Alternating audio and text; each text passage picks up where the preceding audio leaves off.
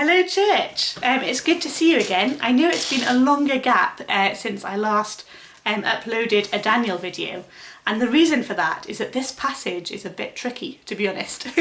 I'm not sure if you've read it in advance. We are on to Daniel chapter 11, and Daniel chapter 11 is another book of prophecy, another chapter of prophecy, and he talks about the kings of the north and the south and the changing kings and the alliances that they form with their daughters and how some fail and some grow and expand.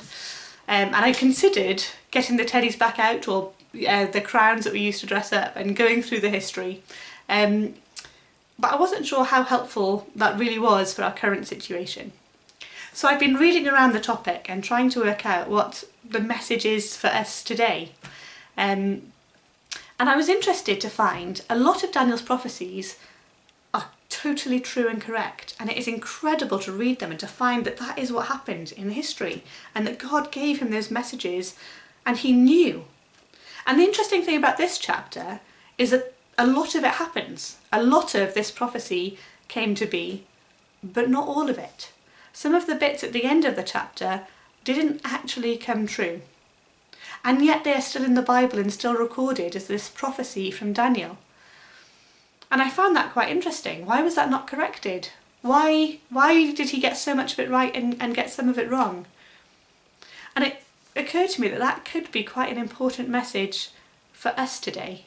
I was reminded of the time that I came back from Malawi. I assume you all know, just before this job, I lived in Malawi for 9 months, and I lived at an orphanage and I taught maths and opened up junior churches. And I'd expected to be there a lot longer than I was. But as it got to the end of that time, I just kept getting messages from all over the place saying, "Kirsty, go home, your mother needs you." Which was a bizarre thing. My mother is a very self-sufficient person and has got 3 other children. And it was very unlikely that she would message me. Although she did message me and said, "Kirsty, when are you coming home?"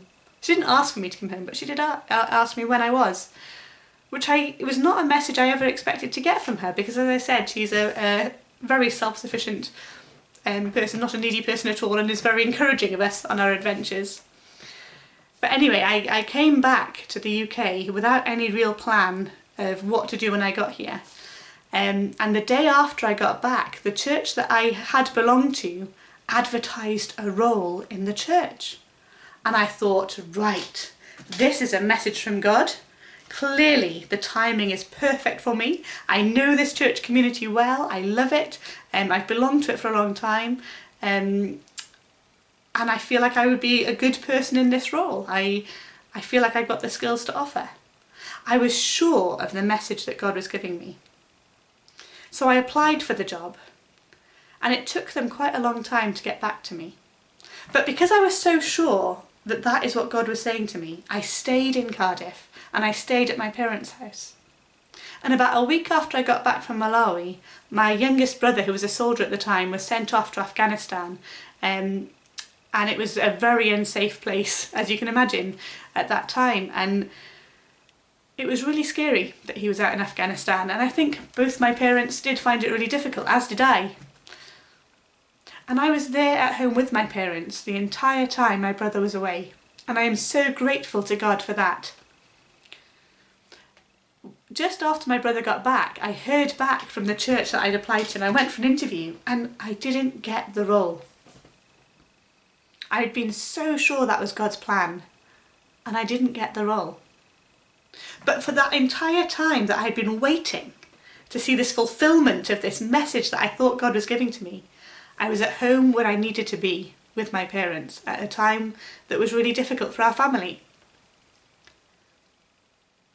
If God had said to me, "Kirsty, you're going to go home and you're going to do nothing for a few months," I'm not sure I would have listened or believed that message.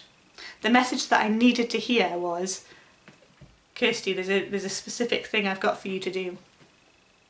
God gave me the message that I really needed for the time that I needed to believe it. And I'm really grateful. And after that, I found out about the job at the Nailsea and Backwell Methodist churches, and I applied, and it has been such a blessing. If God hadn't had me wait for that time, I may have got a different job somewhere else, and I wouldn't have come here, and I wouldn't have develop skills as a local preacher. There's a huge amount of calling in my life that probably would never have come to be. And it makes me think of this passage in Daniel. Why did Daniel's message mean so much at that time? And I don't know, to be honest, who needed to think that those things were going to happen. But I do think we're spending a huge amount of time now thinking about what our churches are going to be like, what our life is going to be like, what our culture is going to be like when we come out of lockdown. And as we think those things, and it's important that we do, the message of this passage is God's inspiration for us is always relevant to us now. God puts us in the place that he needs us now.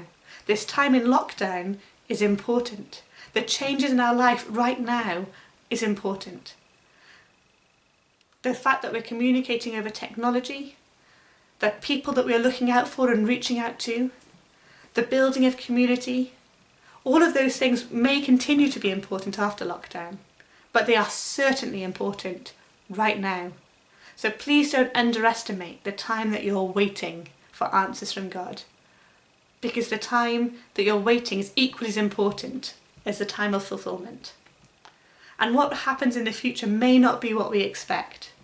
We may think that we've had this fantastic vision from God about what's going to happen, and that might not come to be. But that doesn't mean that God isn't present in our lives. So please don't be too disappointed when things don't work out just the way that we think they are.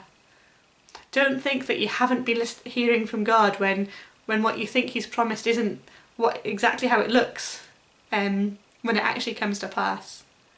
Because so often God's plans are so much better and bigger than we can ever imagine.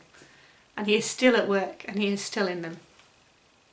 We've only got one more chapter of Daniel left, so that'll be the next video. I have added to my channel and to the church channel some videos, one from Deborah's Ordination and one from Busy Bees. There are people appearing in those videos who have passed away in the last couple of years, so just to give you a heads up about that. But they are there if you want to go and see some of your friends who may not be able to make videos at the moment, and I hope you enjoy them.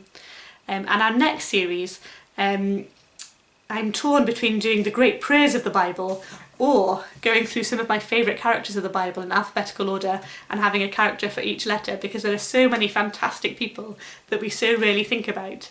That might be quite an undertaking.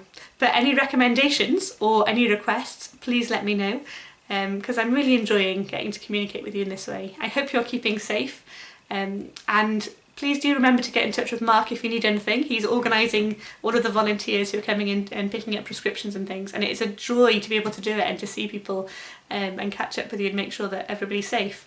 So please do utilise that if you can. Well, God bless, and talk to you soon. Bye!